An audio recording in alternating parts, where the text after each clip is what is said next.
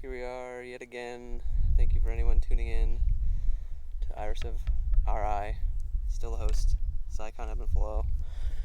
Today we are at Regal Park again, but not over at the bench. We tried the bench, then we tried a different bench, then we tried the gazebo, but there were people too close to the benches, so now we're at this bench near the... That's a baseball diamond. Maybe softball diamond actually.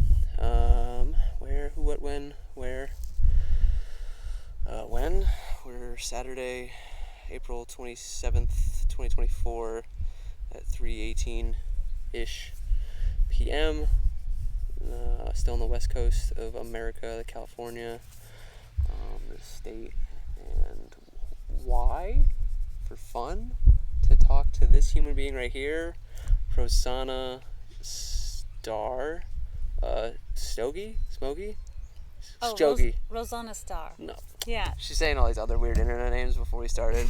This isn't the first time that I'm talking to this human being. Like the last, would be 2 episodes ago, technically, because I did a remote one with this other person who I met through this other thing, which, if you watch that episode, you'll know. Yeah, so this is the person, I met her through Soft Medicine Sanctuary. Her art was taken this wall space of the last artist who didn't want to be in the podcast or said she would or was interested about it and then never hit me up about it. But I bought her thing because it's going to go in my mudroom in my home in the future when I build it. And we spoke. We practiced once, sort of. You and I. Yes. Yeah. Not the other artist. This artist. And she was the first person who has actually took the time to write out actual responses. There was a little bit of fear around different facets or circles of her life that she's in, getting mixed up and not appreciating the perspectives that she would potentially share if she didn't write it out and have it ready to roll here beforehand. I'm very much just like to improv and say what comes off the top of my head, which gets me less trouble now because I have developed a filter over time, but as a little tyke probably got me in more trouble than I care to admit. And she is a visual artist. She makes really great artwork. I'm going to put it on the screen right now, the one that I like that's in Soft Medicine. It's the raven that's breathing. I think that shit's dope as fuck. One day I'll probably buy it. Maybe, I think. Don't know where it's going to go, but... I believe that's my most recent piece. Okay. Yeah. So far. Presently. Sure. There's many more to be had in the future. Of course. And that is it. Anything else that you want to add to the introduction, interdiction. Contradiction. No. Nope. She's satisfied. Then, without further ado, since there's not any riffing happening in the beginning of this one, what is art to you, Rosannah? Art is... Oh yeah, I can refer to this and also go off what I feel today. Art is the reflection and expression of the human experience. So what did I write the last time? Yeah, that is art. So reflecting on creating something that is a reflection on a part of your experience. Mm-hmm. What brought you to it in your human experience? I can't not create. I think that's essential to...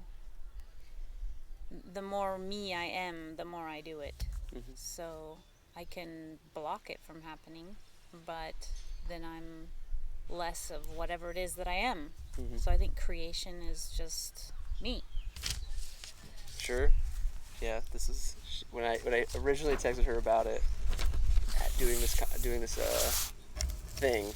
She was like, I can't remember how you phrased it. You're like, I'm gonna give you really weird answers because the questions don't. Yeah, some of the questions were phrased in such a, or they are phrased or were phrased in such a way that I felt like the premise of the question, I would have to break the premise of the question in order to share what my experience is, what my truth is. And so, and I didn't want to participate in the podcast, but then just be full of pushback, you know? So I guess that's what the practice was more about, making sure that we would have a nice flow and collaboration, then it wouldn't just be like, nuh-uh, that's not how it is. Yeah. No, I appreciate that. I had a lot of fun, so. I think it was great, yeah. Don't get to meet too many cool weirdos every day, so cherish the novelty of the firsts. So basically your entire life, you just... Oh, well, no, I mean, I started when I was university age. I went to college, I went to university. And for art? For mathematics. Oh, okay. And that was motivated by some different influences that were more prevalent in my life at the time. And I've done other things too. Right. And I came to art first through acrobatics and performing as a circus artist, and then transitioned off the stage onto the page, as I like to say. Sure. So, yeah. Mathematics? Oh, well, actually, I shouldn't forget the part about music in there. When I was a kid, I had piano lessons, and then while I was in college, I started a minor in music, but then given how things blah-de-blah happen, I just didn't do the degree part of that. But I've continued to play music, and I've written songs, and I have like 13 original songs with text and stuff. So, but I'm not doing music at the moment, but that's also been one of the ways I express myself. Mathematics, though? Yeah. What kind? Well, I guess the degree was in pure mathematics, as opposed to applied mathematics. So it's like theoretical versus mathematics versus applied mathematics, which has more to do with like statistics and different kinds of engineering applications. Or, I mean, back in them days, it was different than it is nowadays, right? Like nowadays, it's way more technology, AI, right? Computer programming, blah blah blah. Yeah, you actually had to punch things into a calculator. You couldn't just take a picture of a math problem and have it solve it for you, probably. I assume that exists out in the world already, some way, shape, or form. Technology is so crazy. Well, I guess in that vein, or the next vein over, I guess, is AI art real art to you? Oh, right, that was one of the questions. So AI is a phenomenon that is being set up or given actionability, that's not a word, by humans. The point is that humans are generating AI. And so technically you could say, yeah, whatever AI produces is then a rehash of whatever human art that AI was trained on, right? So it's like a cousin, you know, it's a distant relative, because it's a reflection of the human experience as rehashed by an algorithm that was put together by humans. So, sure, you know, whatever. As long as you label it, if you just label it, this was AI generated, like, okay, so it's a thing. It's another part of the human experience. It's another part of the human experience? It is. I like the people who are like, no, but I also like the people who are like, yeah. See, what would I have to feel or believe in order to say no? Well, it's based on my definition. My definition is that it's a reflection of the human experience. And so, okay, let's say if AI art was not trained on any human art, then it's like content becomes less human, right? So then it gets farther and farther away from being a human reflection on the human experience. Yeah, it just gets slightly more abstract, I guess. Right. It's a curious idea if you created an algorithm that was just about like the theory of art, color theory and composition and maybe textural. It depends on what kind of art we're even talking about, right? Because it could be AI music or AI sculpture or AI 2D art. Or do they have the cyborg side of AIs cut up yet to be able to do sculpture, you think? I'm sure there's the 3D printing, right? Yeah. So yeah, that could be fed an algorithm and then goose out that little plastic stuff that into some pile of something, whatever you programmed it to be. Yeah. I recently saw this, that there's a company that's making plastic out of kelp. Oh, I think I may have. I've certainly heard of the mushroom-based. It's not plastic, Yeah. right? Plastic's petroleum-based, but I've heard of the mushroom-based substrate. Sure. So, kelp. That's interesting. Yeah. So Okay. maybe one day they'll be spurting out kelp-based sculptures instead of plastic. We can pray for our 12 generations ahead, I suppose. What do you feel like was like a role model or an artist that you looked up to when you were going about it, that you were like, I want to be like this artist because it speaks to that or whispers to that part of your soul that craves to create? Specifically in relation to watercolors, which is what I'm currently displaying at Soft Medicine, there are some watercolor artists that I encountered online that, and I wouldn't even be able to repeat their names, I don't even remember right now, but they really inspired me. They really showed me an intersection between technique and an analytical understanding of how to achieve an image, and a freeness and an expression and a sort of the way that an image does not necessarily have to adhere to the laws of physics, so that the expansiveness that art can contain and display. And so that intersection of intellect and emotion or expression is, I just found it to be like, oh, that's what I want to do. Fantastic, dude. Yeah. Is there a telos or a telos to it? Is there an end function? The telos of my art.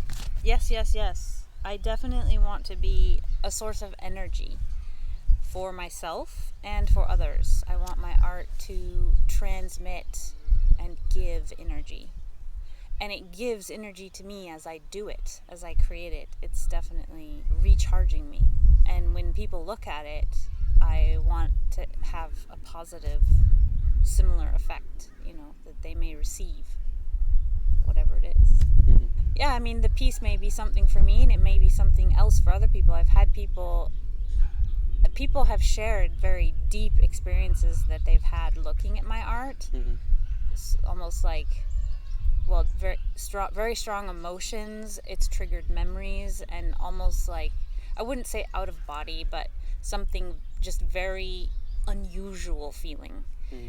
And the things that they shared were very different than my personal experience of the art and what the art brought me and the energy that it like soothed me with as I was envisioning and creating art. But hey, like, so right? Like that, it's amazing that it can have that whatever message is encoded in that picture, in that color, in that image can speak so vastly to someone else. I think that's just awesome. The code is rich. Like that the subconscious and or collective unconscious has that ability to transmit the I guess you could say it's the meaning to the individual of what their higher self is able to deem necessary in that moment. I think a lot of people are relatively asleep, generally speaking, en masse, in the masses.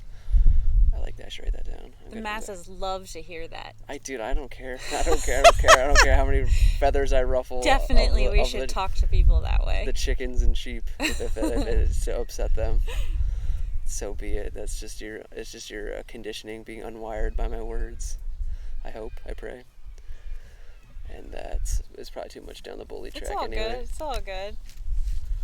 No, I need to be perfect and coherent all the time. Incoherence is unacceptable. We can all have a little bit of a sleepness left in us. Yeah, no, because then that's how you dream. That's how you dream. Can't dream if you don't go to sleep. Drink 2 yerba mates and fucking have terrible sleep after also not getting very much sleep. Is that what you experienced last night? No, not last night. That was like 2 nights ago. Got some decent sleep yesterday. Oh, shit. It was a different question. I thought I had it lined up, but I'm drawing and firing blanks right now. Oh, yeah. All right. I remember now.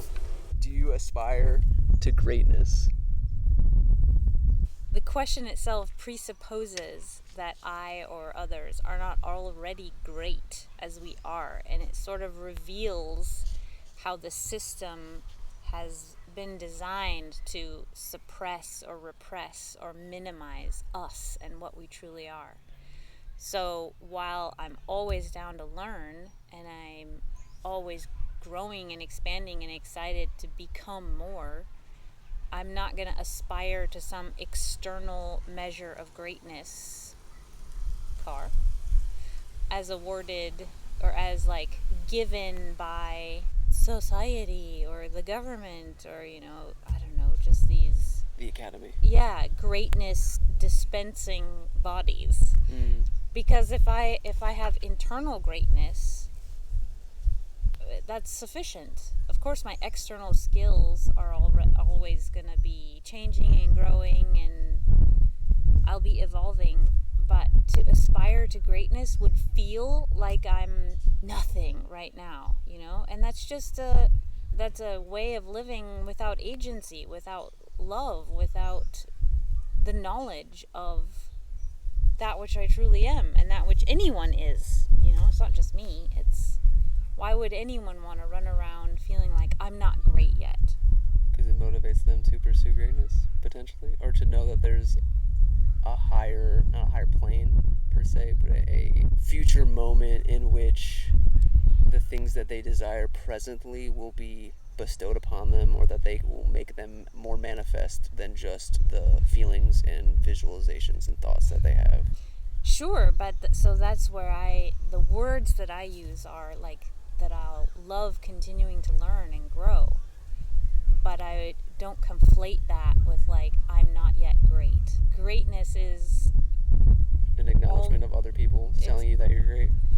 Kind of, yeah. I mean, societally, culturally, historically, that's one of the ways in which that little collection of words has been used, so there's sort of a language memory feeling around those words that I just don't need, like I'm not going to let the system tell me what I really am. I'm beyond that. So, of course, doesn't mean I'm a know everything, can do it all, everything I do is perfect, but I already am great internally. That which I truly am is great. It lacks nothing. So do you feel greatness is more of a mindset than a measurable, achievable external validation? It's like kind of uncomfortable to really buy into the value judgment altogether in some ways. I'm speaking totally on like just putting your entire beingness into the process of creating is what I would describe as greatness. Okay, or isn't like for me it's really comfortable to just be like isness, beingness, as opposed to goodness, badness, or greatness, not so greatness. And I mean, of course, we're all going to use like value systems and judgments and intervals and spectrums and measurements and comparisons, and like all of that stuff is functional and gets used and blah blah blah. But like it feels way better if I just be. I don't want to take it to gender or sex, but I just feel like that's such a feminine thing to say. Like, just being is enough. But it's the masculine. It's my programming or inner child wounding of just striving to But being provide. can include action and striving and getting better and doing better and taking a class and studying and practicing and doing... Yes and no to me. Because that's being over time, right? It's becoming. Sure. It's becoming. I'm becoming. It's not. Yeah. It's not being. Because being is just you are in that in the moment. Maybe in that moment I'm in action, though. Like, I mean, we don't doing. Yeah, it can be. I'm doing. In fact, I'm always doing. I'm doing in almost every moment. Doing something. Yeah. Or nothing. Something. Not even nothing is something. Because then maybe your mind is going like. Brrr. So you're still doing like a lot, Whoops. Mine goes brrr. It's chilly. So, okay, there's no like way to describe it that can capture everything, because the words themselves are going to break down and we'll be like, no, that's just semantics, and Right. this word means this to me, you know. So my emotional story is this. yeah, and I totally feel where you're coming from with regard to you don't want to slip into a passivity or sort of like an acceptance with, well, I just am what I am, Right. you know. And I agree with you 1,000,000,000% on that. Sure. That it'd be hard, you know, you'd have to do a whole little booklet, right? Write it all down, cover all the bases. I don't mean this, I do mean this, doodle-doodle-doo. Sure. So, yeah. Okay. I don't even know where we are anymore, man. Jeez Louise. It's about being versus doing. Greatness. You know, like aspiring to greatness. What does that mean?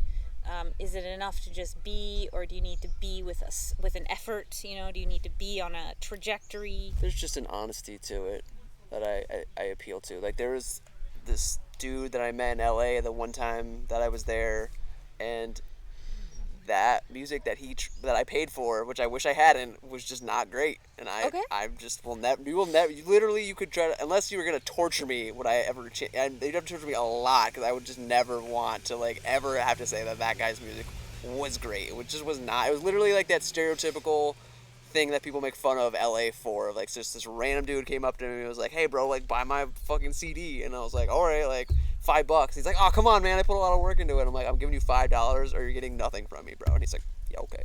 And sold it to me. And I was just like, "Bro." And then I listened to it in the car, and it was not great. It just wasn't not great.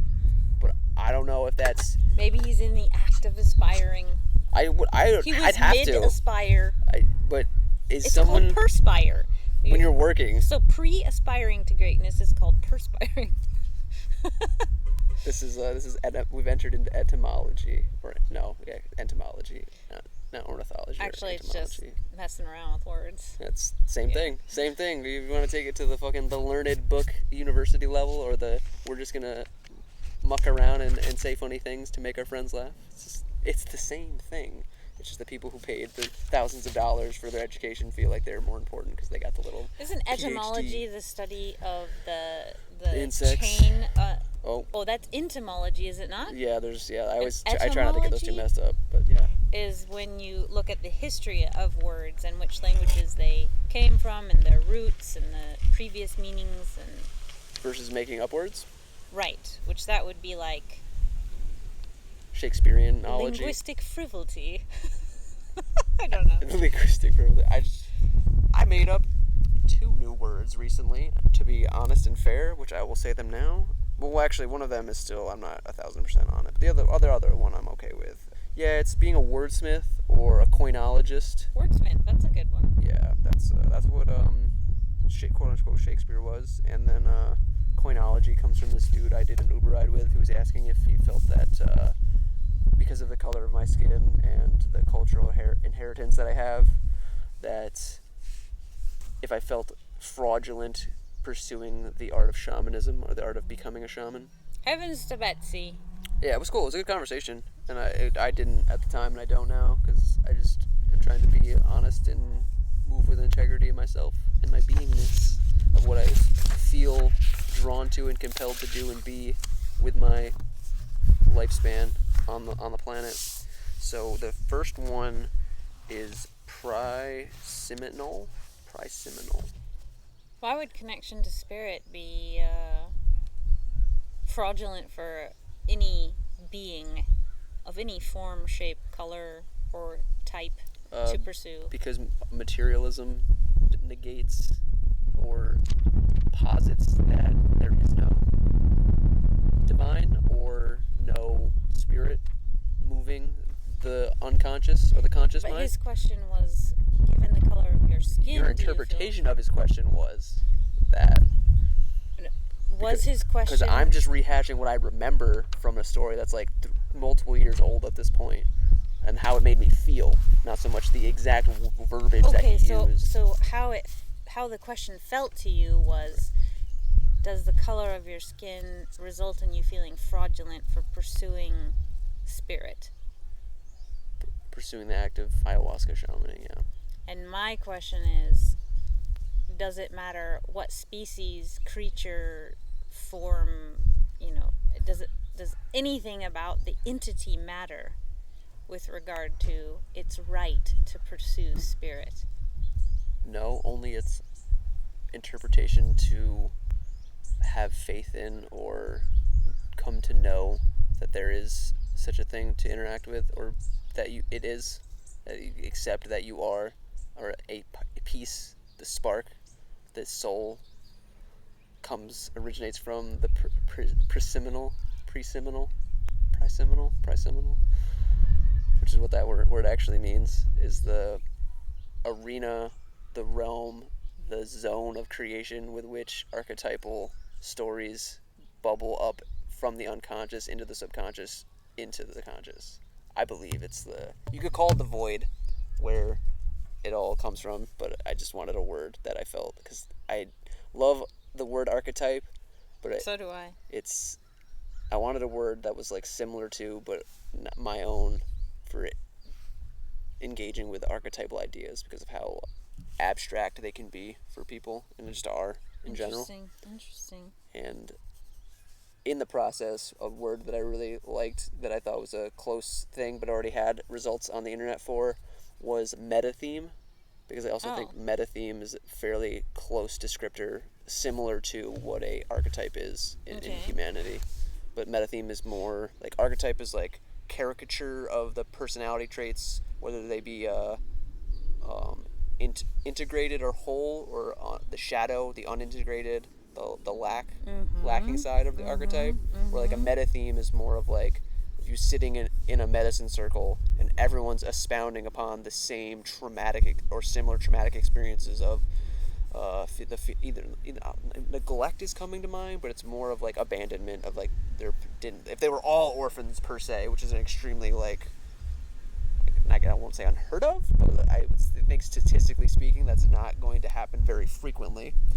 Like if everyone was dealing with abandonment, that would be the meta theme of that ceremony. It would be like everyone is trying to heal or come to grips with or integrate the fact that their biological parents weren't in their lives in any meaningful capacity in the child psychological development phase of their life.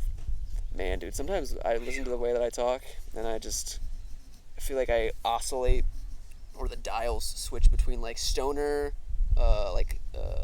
PhD, whatever, university person, and then maybe some other one in there somewhere of trying to just be a spiritual guru, shaman guy, comedian, clown, writer. That was more of the PhD bullshit. My own story. Well, I think that spirit may call and work through any entity, any being of any form, type, class, through the tree. This has, it's been so modified, right, that the amount of, quote, consciousness within this mic is curious. But, hey, here it is, right? Its intellect is very high, but its originality is very low. if I could say it so. Also, in an attempt to describe the type of genre of music that I make, I tried to come up with this word, but I don't think it's very poignant yet, or really hits home, and would actually like translate or beam or telepathize what I'm attempting to elicit in emotional states of being from my body to another person's body through the word, and through the performance, the music and the sound waves are going to do their thing, but specifically having to like describe it to another person. So it's genre. Sure. I'm curious. Animalgic. Animalgic. What a cool word. That's a cool sounding word. It's really hard to say. Malgic. Yeah. Well, I like the connection to... You were pretty close. It's an E instead of a second A in the beginning. Oh, and I. Malgic. Like yes, that? Yes. Okay. I like how it reminds me of the word amalgam. Mm-hmm. Yeah. Amalgam, anthem, magic, or music. Beautiful. I think you're onto something. I have my moments. I do. I feel very... I've been saying this a lot recently, especially because... the thing when I wake up in the morning and I'm like in a tour bus and not sleeping in a super comfortable bed is like, I chose this. and on the other side of this challenge is everything that I want. And then, are you familiar with Bashar? Oh, yes. Yeah. Put a picture of that beautiful soul right here. He's not the guy, the human being. He is not Bashar. Yeah, how are you going to put a picture of Bashar? Well, I can't. Oh, exactly. I got one. You got me. I got one right here. Do you actually? Let's see. Well, come on now, you know. I was hoping, well, because I thought I assumed you meant like the human being. Cause I don't even know the dude's name, because the Bashar is the entity with which he channels. There you go. That's Bashar, actually. But the human being, the guy, I don't actually know his name. Try to look it up. He had, in a video that I had seen, it was trust the trust. You can either trust the trust or trust the not trust, and like choosing to trust the trust feels like way better 24/7. So it's really realistically when I can remember to remind myself, like, hey, like, trust the trust, dog. Like, it's better to trust the trust. Feels better to trust the trust. Whew, how we got here? Does spirituality or religion play influence or role in your art creation process? 1,000,000,000% yes. It certainly does. Sometimes I think I live more in a non-physical world that I perceive through extrasensory perception. All that I am, you know, however much that is of senses. The nonsense, if you will. That's funny, I like it. Not mine. So more there than I am here, you know. I'm totally here, totally human. But yeah, it's just very prevalent in my day-to-day experience. Cool. Yeah. Short and sweet and simple, like that. Like that a lot.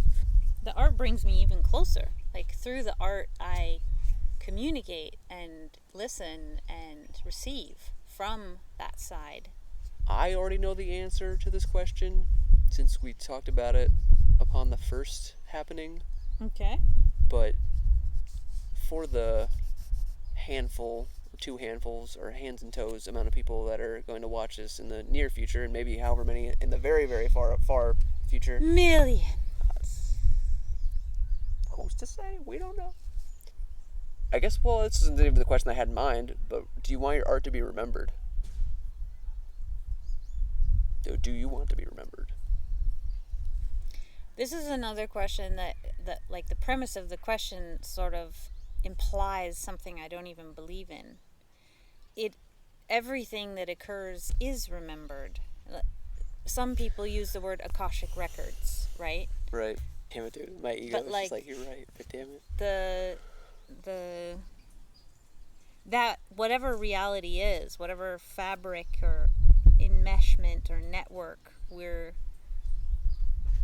altering and moving through, every act and thought and feeling and event is I don't want to say captured, but it's like cataloged. We're all one. It is all one together. There is nothing outside of all that is. And so I don't have any concern of like, oh, will I be remembered? Again, that ties back to this idea of greatness, right? It's like, it's from the 3rd chakra. It is. It's the 3rd chakra's need to my 3rd chakra's need, potentially, I guess, to say, because I'm speaking from this mouth right now, that to have to be the channel for the spirit to be able to elicit the change that it wants to see for the highest good of the other spirits that are asleep or awake or in the spectrum of the two, the polarity even. Because it's, for me, it's an unconscious or subconscious or conscious choice to pursue that path of feeling that the things that I'm doing are great, will make an impact, that it will be so profound that 7, 8, however many billion of people that originate or DNA originated from this planet will need to learn the story of Zycon. Here's the magical thing about reality. All of those feelings and the words for you, how they resonate inside you, could be 1,000,000% in alignment, right? And so using words like greatness or being remembered could be 1,000,000,000% fully in alignment with your trajectory and with that which you are and your purpose and like full unfoldment of being here. Whereas for me, it just might be that, okay, so I don't use the word greatness or being remembered, but like we're both unfolding to our fullness, you know? And so it's like, so what do you feel like that is then? Your fullness, your highest good in the art realm of art, or in the beingness? Right now, and of course this might change as I change, but right now I feel fantastic when I do the art.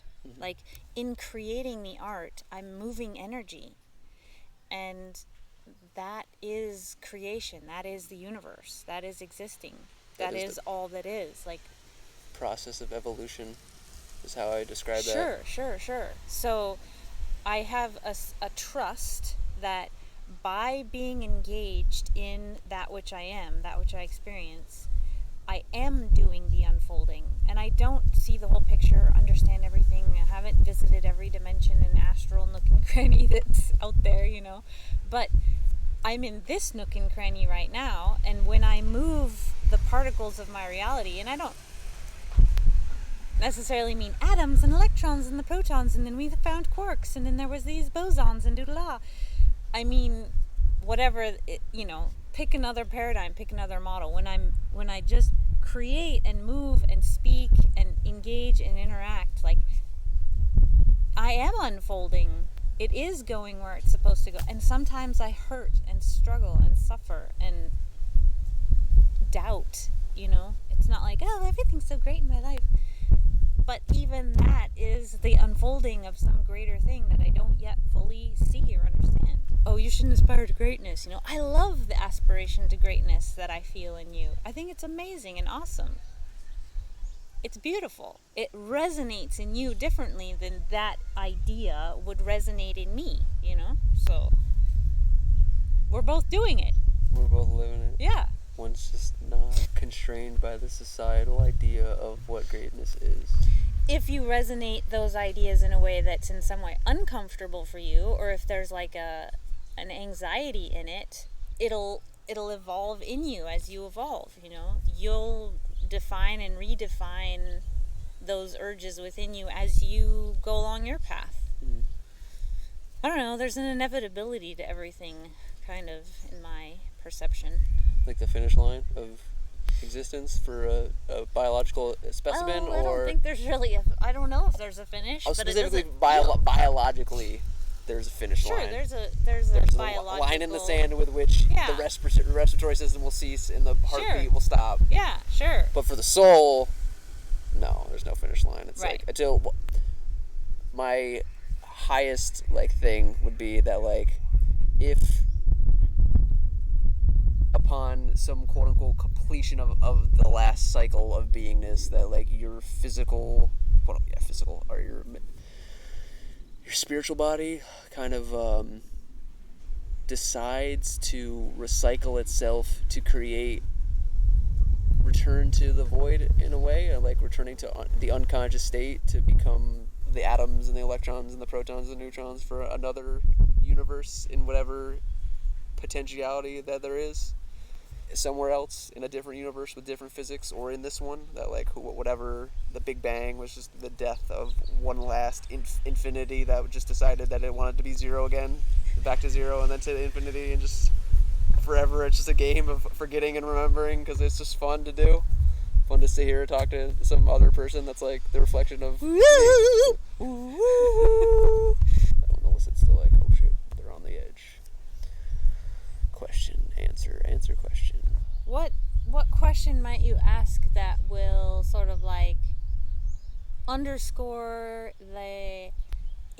your intention of even doing the podcast, or like, I don't know, somehow be the voice you want your podcast to be? The message, the pursuit of the dream of some measurable improvement in your life through your creative acts. Just feeling like, what are you striving for? Or I'm striving to enjoy living. Same. Super duper same. Yeah. Striving to make the future better for the next 12 generations, or at least the next one generation, which I'm going to be able to be the progenitor of. That more than anything, just being able to, hopefully, if somehow God willing, I was able to remember this exact thing and show it to my kids in whatever fucking decade that they get to be alive and walk around on the planet, and be like, yeah, dude, even all the way back then, I was thinking about this exact moment for you, so that you could be a person and you could experience doing all the crazy stuff that you're gonna get to do in your life. That's why I strive so hard and aspire for greatness and all these things. That's awesome. It's like it's very ordinary. It's the natural human. I believe the natural human inclination of, like, if you're a well-mannered, healthy, happy person, that is an outlook or an idea which you should hold near and dear to your heart, is to perpetuate the species and enjoy your life so that it's better for them, instead of doing the opposite. Because the opposite of nature is impossible, or improbable, or undesirable, or all of the above. We certainly experience the duality here of that which expands the life experience and that which shrinks the life experience. Like that which expands life and that which diminishes it. Yeah. Expand in the way of, like, growth, or expand in the way of more novelty, or expand just like that, whatever life is, it makes it more, like, more intense, more. So I'm trying to, like, speak without being too narrow in my categorization. So right. if life is love, and if life is happiness, and if life is movement, and if life is birth and children and nature and, cycles, then more of that. Mm-hmm. And if the repression or the suppression of that is decrepitude, illness, dysfunction, lack of enjoyment, tyranny. Yeah, exactly. Control, being controlled, non-self-expression, then that's the other end of this spectrum in the duality that we perceive here, that we label, good, bad, right, wrong, yes, no, hot, cold, all that stuff. Righteous and evil. Yeah. I like that one. It's the most intense of the spectrum of positive, negative, good, bad, and righteous, evil. Righteousness and evil. I feel like it's the only way to quell evil is to be righteous, not self-righteous in the way of, like, I'm right and better than but how can you quell something in a dualistic universe? I love these topics, It's like, because, so if we're here within all that is, because there's nowhere else to be. Because it fluctuates. It's like good men make good times, and then good times make soft men, and soft men make bad times, and bad times make good men or hard men, or whatever how the saying, you want to chop it up, is. It's that cycle of civilization, of rise and fall and collapse, of, like, print trillions of dollars, watch your economy fall apart, and try to suck the freedom and joy away from the Americans because it's convenient to the ever-expanding tyranny. And then when people rise back up, they're like, oh no, more freedom again, and then hopefully we can get off the rock and into the stars. So when you say quell the evil, where does the evil go when it gets quelled? Where is it that it's going to, Like, I'm really into this. Where does it go? Yeah, it's like a lava lamp, dude. It never goes like anywhere. Darth Vader when he flies off into the wherever's among at the end, that's the thing. It's something I find super fascinating and it's something Bashar and Ilan talk about, and that is, I'll put it in personal terms. Like, I contain every belief. I contain the belief that I am worthy, and I also contain the belief that I am not worthy. And in order to live or embody the belief I am worthy, I can't try to take the belief I'm not worthy and, like, kill it or get rid of it or, like, push it away. Because that pushing, that is resistance. That resistance is the dark, And so the way there's a subtle, cool paradox here where to embody the righteous or the I am worthy, you don't fight against what you don't want. You simply give the power of your attention, your consciousness, your focus, whatever you want to call it, to that which you select. And I just, for me, that's been really powerful in my life, is to not try to destroy or get rid of things I don't like, or I don't want this in the world, or I don't like this, or this is wrong, you know? Instead of, like, I can obviously identify that which I select and that which I do not select, but my strategy for how I will work in this paradigm, work in this duality, is not one of use aggression to quell aggression. It's hard to talk about. I hope I expressed it. There's a lot of pretty wisdom okay. in there. You did. Okay. The only, because no one's, maybe people have said this in the past to me, and I'm only thinking of a similar time when I was almost 10 years ago. It's integrating it with the awareness that it is in all people have the potential for their DNA to express it. Yeah. But that, I don't know, I guess maybe only allowing people to truly have all of the facts, quote unquote the facts, or at least their awareness is, there's no more like being oblivious to the manipulation on the governmental, and societal, I'm all for that. Global level. Yes. So that they actually have the free will is returned to them of like, all right, now you were actually just choosing to go along with the satanic pedophiles who are doing all of the evil things. If I say it in those terms, because that's what I believe. Oh yeah, I am not against what you're saying. I mean, I'm against what you're saying. You're not against me stopping it. You're against the thing occurring. Again, so yeah, acknowledging its existence, I think, is important. Mm-hmm. Right. In order to then choose one's actions and choose one's stance and behaviors in a world where that exists. I would just prefer to, when I say quell, limit their capacity to continue doing the harm that they're doing. Of course, to the children, to the parents of the children. Yeah. To the people. Again, so here we're back on the thing we were talking about earlier when I was using this idea of being, and you were like, I want to be more masculine about it, you know? Yeah. That's that same energy coming back again, and so I want to say yes to what you're saying, that when I'm talking about not fighting against that which you don't want, I don't want to be misunderstood as saying to be passive about it or just turn a blind eye, you know? Right. So it must be that I need to find more words to express, because I totally stand by and with what you're saying as well, in terms of taking action, doing something about it, making changes, making decisions, being informed. Mm-hmm. Yes. Oh, dog over there distracting me. All right, I'm way more than satisfied with the amount of things that have been said here. Okay, cool. There's only one final thing, and it's the question that I cite the source of Paul Chek, who I was for a guy who I heard it from, at least specifically, but I want to try to say it the way that I want to say it today versus how I've said it in the past.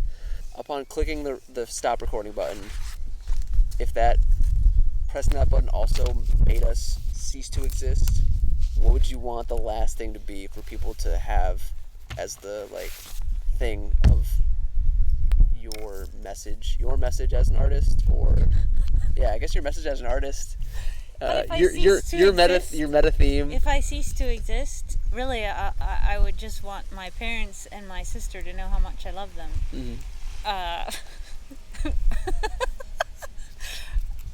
So could we ask the question in a little bit less existential way? No.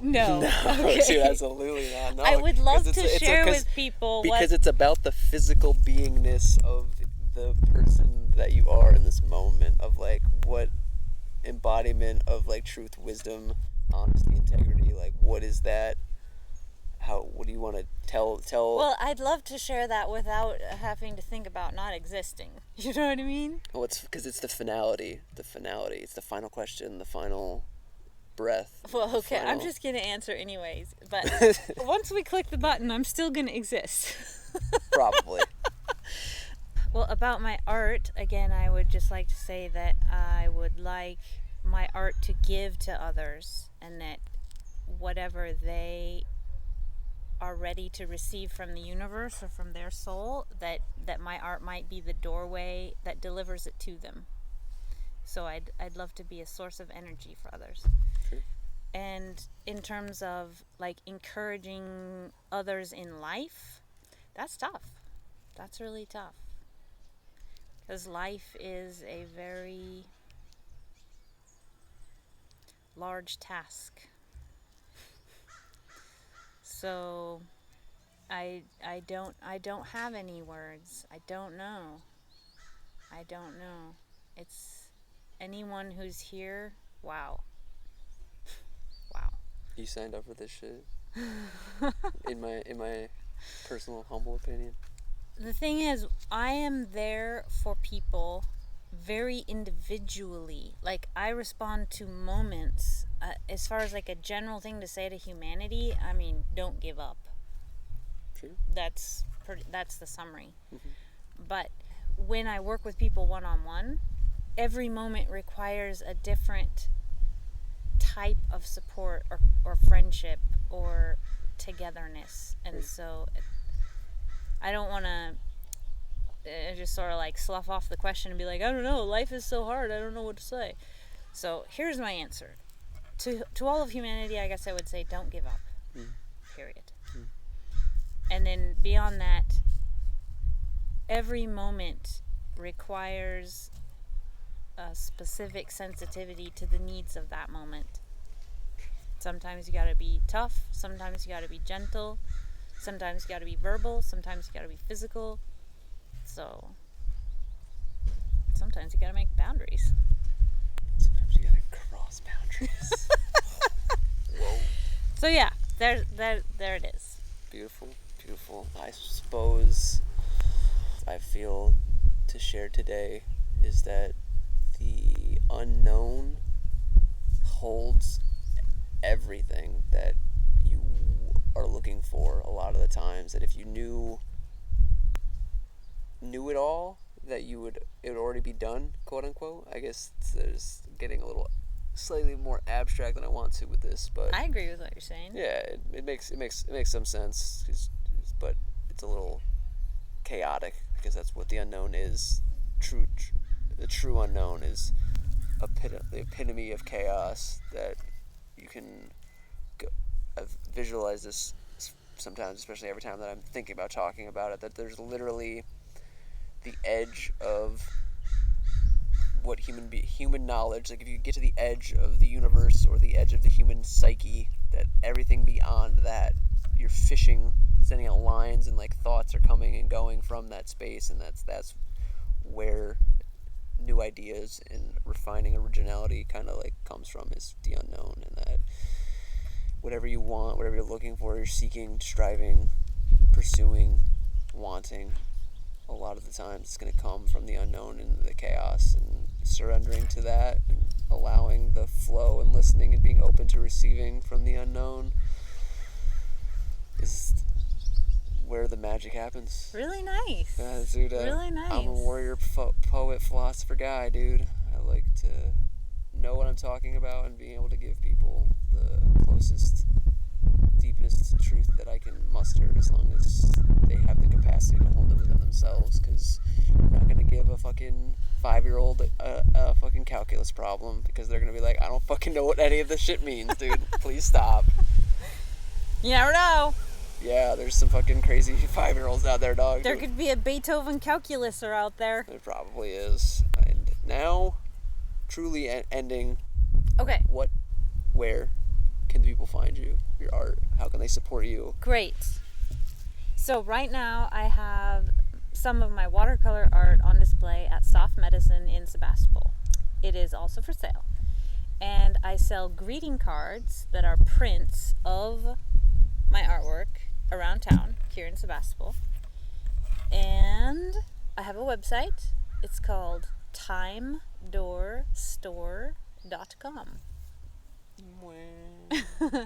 And I have just rebranded my coaching practice, so I'm about to share all my new stuff with people. my coaching practice, so as a retired acrobat, my coaching practice used to focus on acrobatics, athletics, strength building, everything very physical.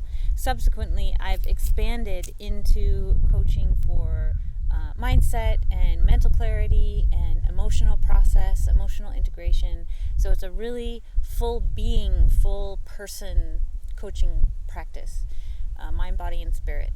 And that is available, published the webpage just the other day at firebird-coaching.com. Thank you guys. Thanks for checking it out. Thanks for being here. Namaste. Have a great day. It's that time. It's that place. It's that moment in time where the thing is over. So do good, be good, feel good, live light, travel light, be the light. May all of your dreams come true. And anything that doesn't, know that it wasn't, or trust that it wasn't meant for you. Nice. I'm the guy. You're the person. I don't know what I'm saying anymore. But, peace. Bye.